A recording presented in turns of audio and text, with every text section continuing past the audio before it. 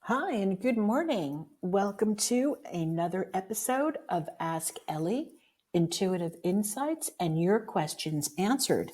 Today, November 24th, the day before Thanksgiving, I have a special guest on the air with us, and so I'm going to introduce him shortly. And we're going to talk a little bit about some astrological things that are happening for us and we will take it from there. And so, really briefly, my name is Elly Molina. I am your hostess, and this is Intuitive Insights, Ask Elly, and Your Questions Answered. So, today, just want to let you know that Mercury enters Sagittarius. So if people start talking a lot around you and they have discovered the gift of gab, just be patient. This too shall pass. Let them speak and let them enjoy themselves. It is Mercury in Sagittarius and people just want to have fun. We have nothing happening astrologically until September 28th, which is Hanukkah. It's also the first day of Advent, and we have the Sun conjunct Mercury. So it's a perfect day for socializing and lively conversation again. And then we have Mars trine Neptune on the 29th. So this is good for imagination, it's good for working. And then prepare yourself for the November 30th Venus sextile Neptune. This is a dazzling and enchanting evening for love and romance. So if you make promises to yourself and other people make promises to you, know that it has a very strong chance of coming to fruition and that people will hold themselves to the integrity of their word. And so I just want to welcome everyone who's on the live call. I see Thomas here from Germany. Hi, Thomas. Welcome, welcome. And thank you so much for being here with us on this live call. And we have Ron here today. Hi, Ron. Can you hear me? Hey, how's it going? Yep. Good, good, good. So, hi, thank you so much for being here. I just want to let everybody know that I appreciate that you took time from your personal vacation to be on this podcast with us, especially the day before Thanksgiving. And so, my my guest today, Ron Yellin, is the owner of Greenpoint Athletics in Brooklyn, New York. He is a fitness virtuoso, and he's got quite an impressive resume in the industry. He's been the owner of a gym since November 17th, 2012. And that's an accomplishment in and of itself. So he's a former soccer player. He is a Jeet Kune Do practitioner. He's a competitive CrossFit athlete. And he's currently into running and cycling, road and mountain bikings. And when he's not coaching and running his gym and business and being with his family, we will find him he's shredding help me out, Mr. Ron, shredding the gnar. Shredding the gnar. Okay. Can you tell us what that is? Because I know what it is, but I don't know how to explain it. All right. Could you tell us what that is? I believe it originated with snowboarding, gnar being short for gnarly. Okay. So shred the gnar, just maybe skateboarding, just mountain biking, snowboarding, skiing, skateboarding, just some kind of an extreme sport where typically you're doing things that one might consider dangerous. Oh, God. Yes. Anyway, thank you. Thank you for sharing that. And I've got a whole bunch of questions, and our listeners have questions too. I'm going to assume that they'll be asking some questions also, but I have some questions for us so that we can start to have a conversation about this. You know, a lot of people that I've spoken to over the years in my own business and consulting think that you just need to be passionate about something and then you can open up a business and be successful. And you're going to be celebrating 10 years in this industry of owning your own business. And, you know, anybody just has to look at you online and they know that you're not a middle-aged man over here. So you were very young when you started this. And what made you decide to become a gym owner Do you know that point in time where you made that, let's call it a decision, or that choice? It's a good question. I I was fortunate enough to be surrounded by um, really encouraging and motivating people in my life who also happen to have resources, mainly financial resources. And what I mean by that is that I had a coworker at the time, and I had a few private clients, and ultimately they liked so much what we were doing together that in a casual dinner conversation, it was like, "Hey, Ron, you should open up a gym." And I'm like, "All right, that sounds like a great idea. I think I can do that, but I need some help." I'm like, "Okay," and that was it. They said yes. I said, "Let's do this." I had a business partner at the time. I no longer have any business partners, although I'm still great friends with my former business partner. But that was sort of how this started out. We were at the diner, and then that was the first conversation. And then we sort of put together our resources. We came up with a business plan, and not a year later, we opened up the gym. Wow, that is wonderful. But it's not all roses and unicorns and rainbows, is it? No, not at all. I was working, 12 to 14-hour days. And at the time, I was paying back my investors. I was making very little money, but I did love the job. I still do love the job. But I think it was a little bit of a shock for me as well, because when the gym opened, I was 24 years old, 25 years old. And I loved working out. I loved the community aspect of a CrossFit gym, which is the gym that I opened. Um, but I soon realized that I couldn't just work out and have a gym succeed, right? There had to be actual business work had to be done. And it took a few years, let's just say probably 4 or 5 years, before I finally realized, like, all right, Ron, you really kind of have to get it together if you want to make this thing succeed and last. And I think I made a lot of mistakes along the way, and I think I could have utilized my time better. But again, that's hindsight. So no, not all roses, right? Definitely a ton of hard work, a lot of sleepless nights, and you kind of just have to.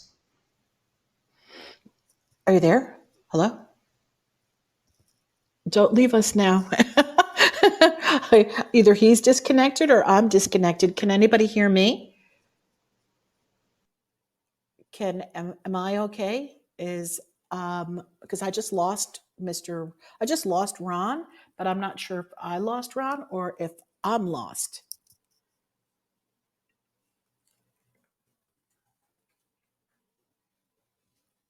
Hello? This sometimes happens on a live call, and where somebody will get lost, and or I will get lost. Okay, well, let's see if he'll call back in then, because I do not hear him. And we'll see what's going on over here. And let's see. So, Ron, if you can hear us, there I'm you good. go. Yep. All Okay. right. I got a little nervous. I thought it was me. That presents a whole slew of other problems when I'm gone. Anyway, thank you for sharing that. And I'm going to make a couple of comments because that's what I normally do. I just can't control myself. And I will practice, though, that you were very young when you opened the gym. And so we also have to remember and recall that there is a process in the way that the brain works and in our human development. So those years where you were really working it and where you looked at it and said, wow, I made a lot of mistakes. Number one, everybody in business, it's a growth curve. Everybody, when we start out, we don't know what we're doing. Nobody knows.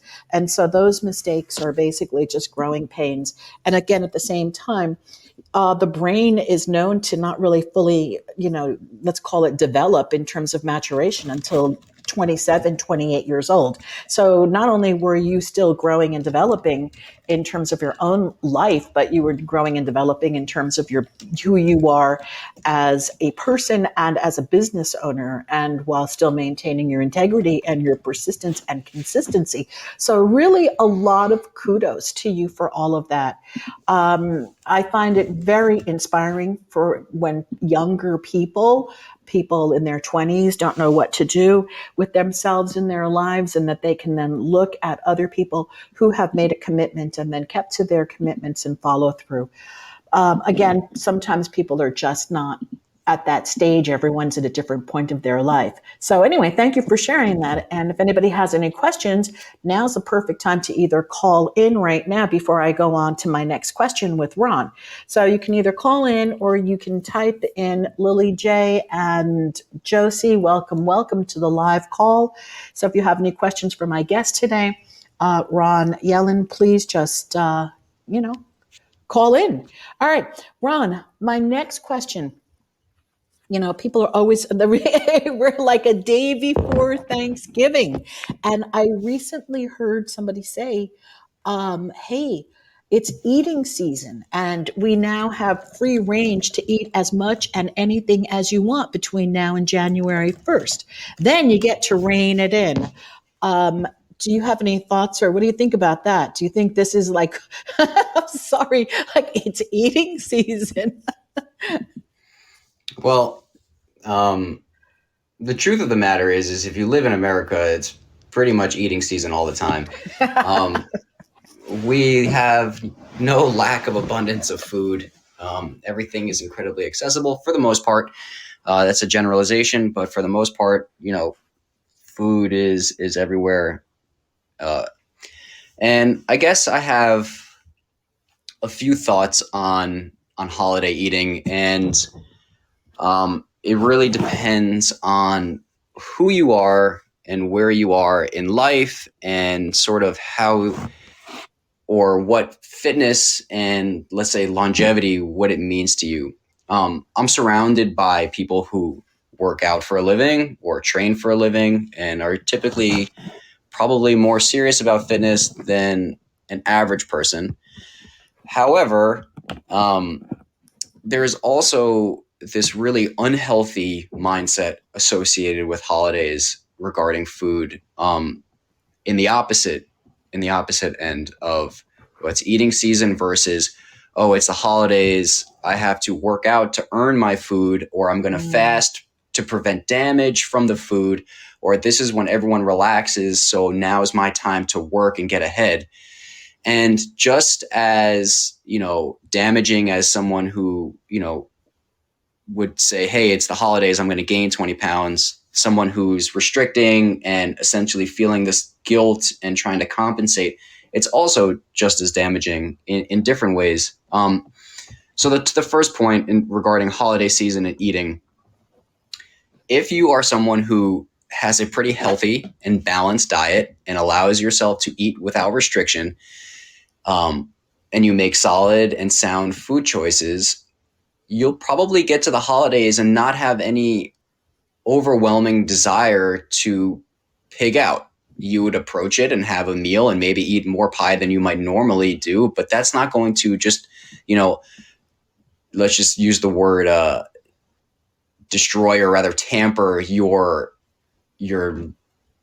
being, or your homeostasis, if you will, right? You can be in a caloric surplus and maybe you'll gain a pound or two, but unless you are binging, right, that nothing really is going to happen to you.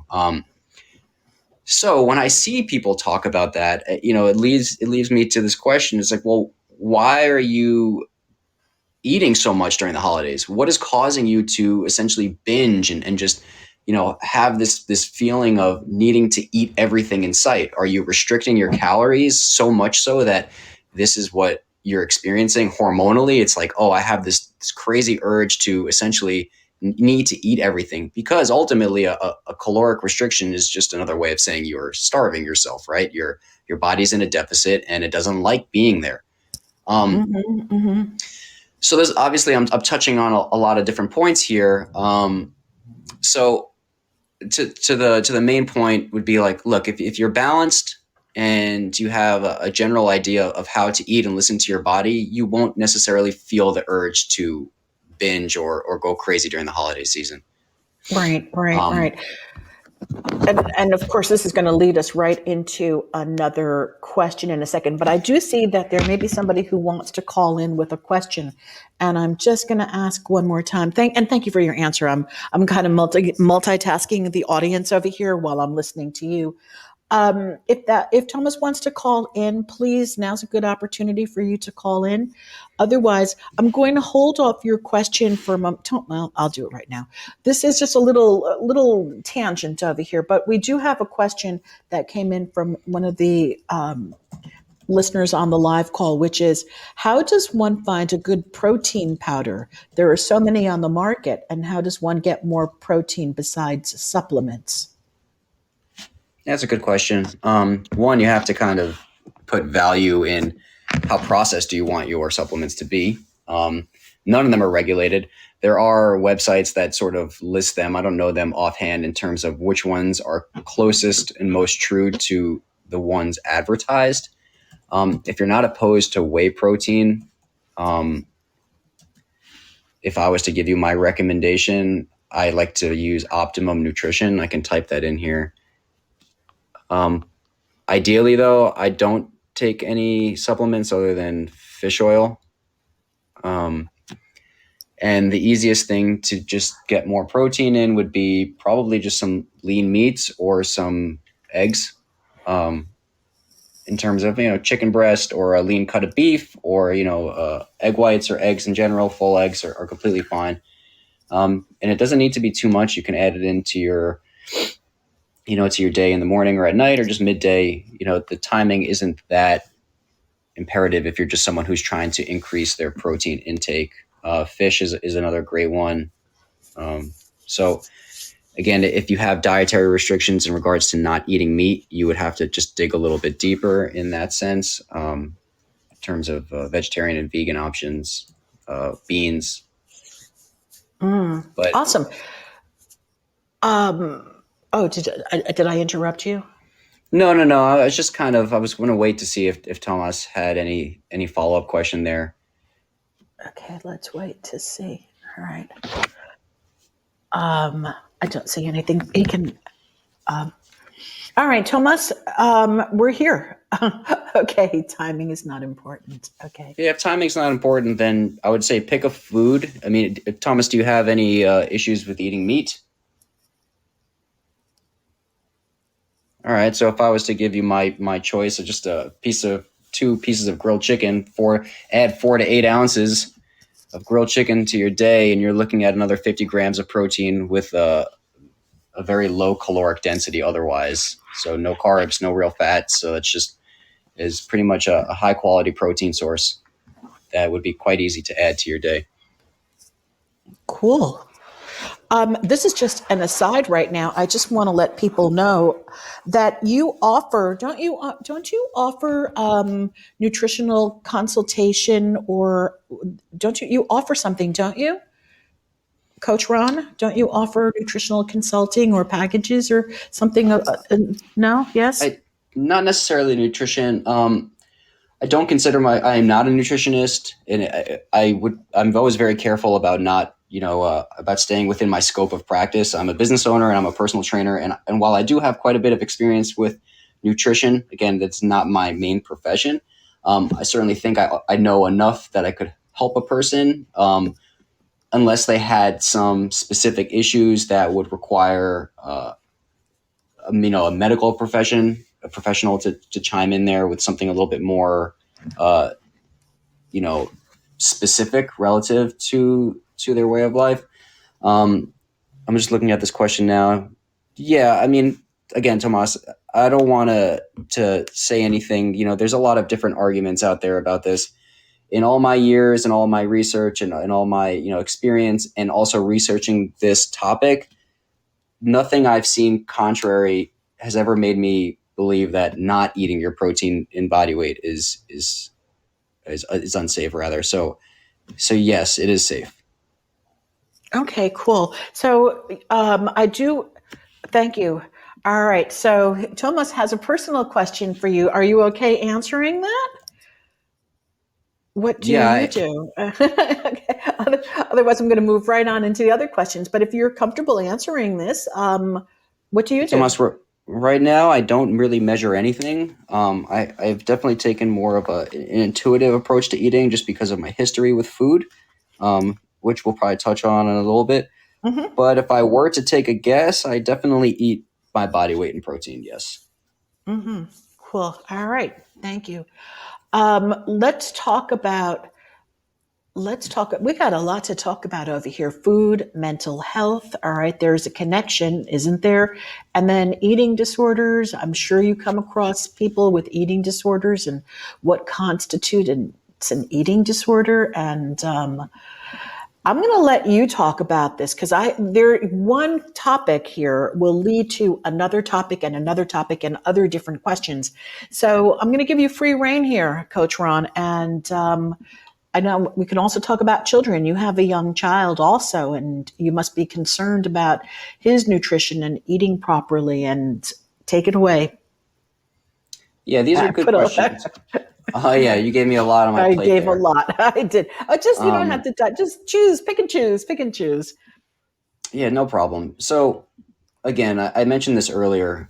Eating disorders are, without being out of my scope of practice here, right? Relative to diagnosing and basically saying, oh, if you experience this, you have an eating disorder. This is not my specialty per se.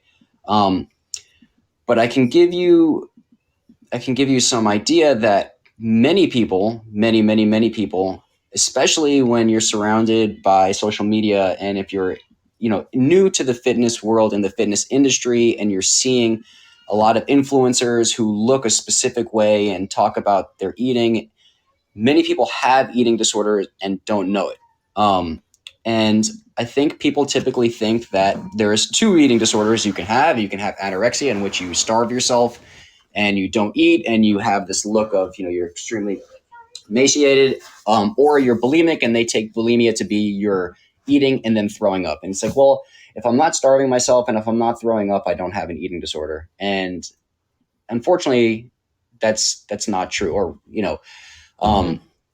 and if we were to look more specifically at bulimia nervosa, the signs and symptoms of this, according to to the DSM 5, right? You have repeated episodes of binge eating at least once per week for 3 months, which means you would essentially have no control over eating during the binge. And someone might not realize necessarily what that even means, but essentially you're eating when you're not hungry. And you keep eating and you're not hungry, and you say to yourself, I'm not hungry. I don't know why I'm eating, but I'm going to keep eating. Um, Mm-hmm. you can also, there would be self-induced vomiting, but not everyone does that. Using laxative, diuretics, fasting. I see a lot of fasting, right? Or especially excessive exercise.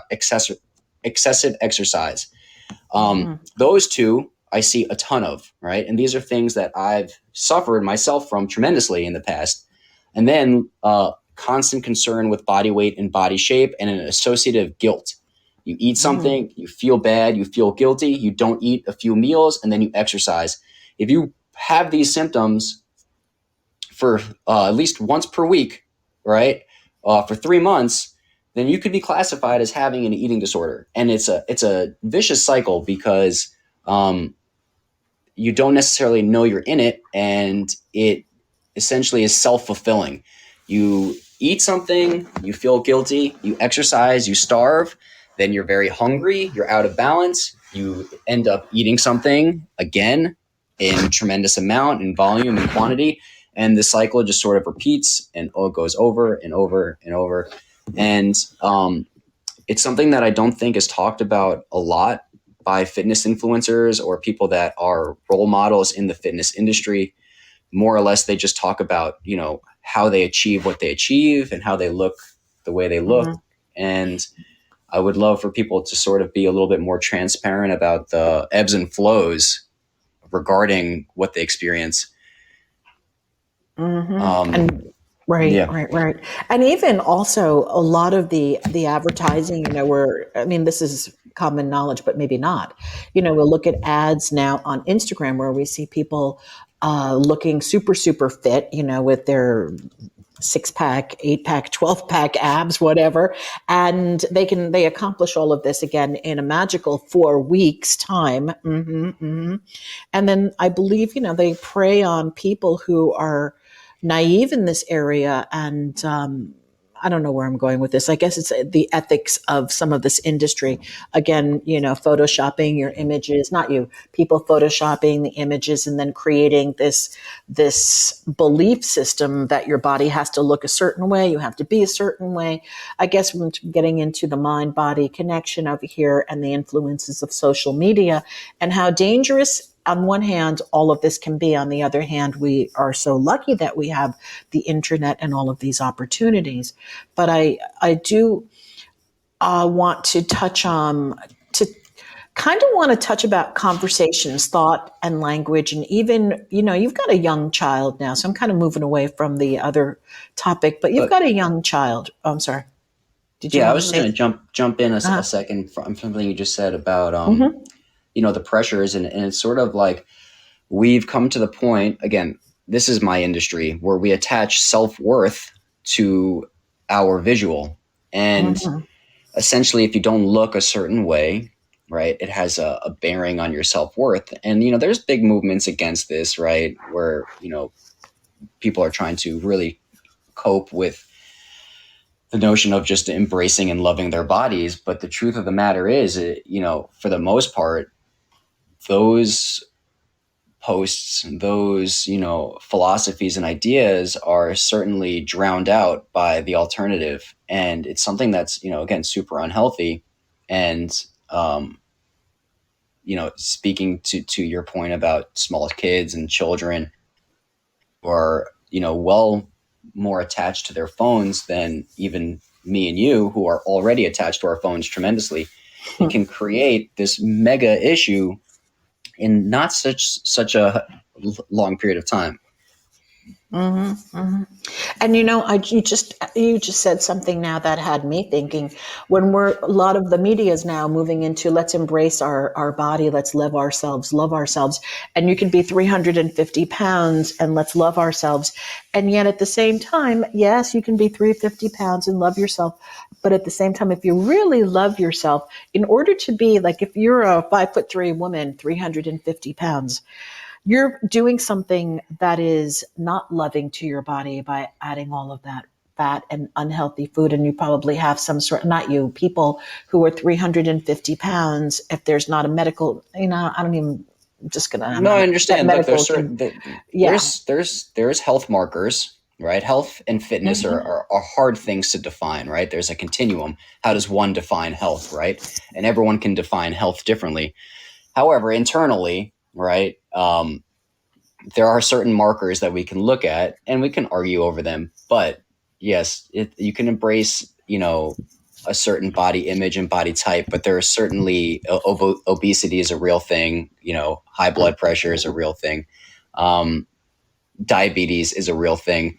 And typically certain lifestyles and dietary choices can certainly lend themselves to experiencing those things way more than others. So yes, in my opinion, a 5 foot, 350 pound person who may find themselves beautiful, and that's wonderful, is certainly not healthy. All right. Yeah. And again, this is not, an attempt to trigger anyone, but if you were to look at the data, that's what it would suggest. Right. And it also makes me think of loving your internal organs. Like imagine all of look what you're doing to your heart. So on one end, if you say you love yourself, then wouldn't that also include loving your internal organs, the work that your heart has to do to carry the weight of a 350 pound person at 5'3"? That's not very loving to the condition of the heart. So it's really like, what are we really saying about loving yourself? Okay. Are you just saying, like, what are you really saying? It's not you, but one. Okay. Right. Are we really loving ourselves? If we don't love our heart and what our heart is doing and how hard our heart is working to keep that body working and alive at that weight, So I'm not sure how loving that really is. Right. Just my thoughts. Mm-hmm. Well, you know what? I'm going to have to invite you back. And you know why? We are at the end of our podcast and we didn't even talk about kids yet. Oh, wow. All right. So I'm thanking you so much for being here, Coach Ron. And if anybody wants to reach you and get in touch with you, they can email you at Ron To at Greenpoint greenpointathletics.com. greenpointathletics.com and reach out, ask your questions. If you're looking for a workout, I believe Coach Ron puts workouts together. Am I not correct? I do. And Tomas, Okay. if you have any questions, feel free to reach out to me, or we could schedule a call. I'd be happy to help you out. We can go a little bit more in depth with it. Very, very cool. All right. I wish you and your family a happy holiday, a happy Thanksgiving, and I will have you back in the new year. We'll talk about kids and food. How's that? Okay. And Sounds fitness. awesome. All right. All right. Thank you. Thank you. Thank you. Thank you. And thank you everyone for being here. Happy holidays. Happy Thanksgiving and enjoy your food guilt free. All right. I Take agree. care, Yes. everybody. All right. See you Bye. all. Thank you so much. Bye-bye. Bye.